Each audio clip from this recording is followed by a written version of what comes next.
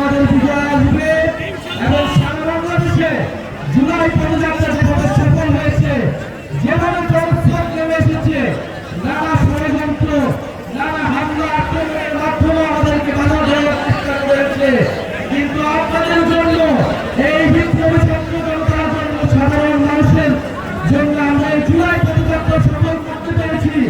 আপনাদেরকে কারণে ধন্যবাদ জানাই।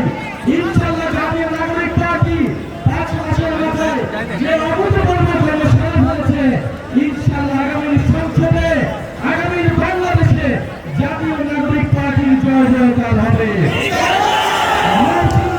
জয় জয়কার হবে।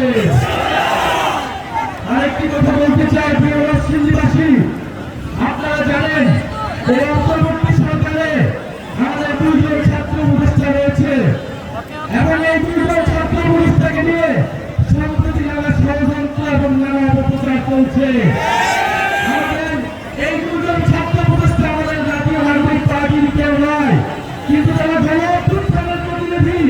গণঅভ্যুত্থানকে শক্তিশালী করতে, গণঅভ্যুত্থানের আকাঙ্ক্ষা বাস্তবায়নে তারা অন্তর্বর্তী সরকারে রয়েছে।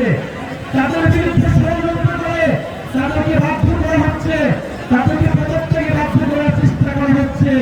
এই সকল ষড়যন্ত্রকে আপনারা রুখে দিবেন, গণঅভ্যুত্থানের বিরুদ্ধে যে কোনো ষড়যন্ত্রকে নরসিংদীবাসী রুখে দিবে।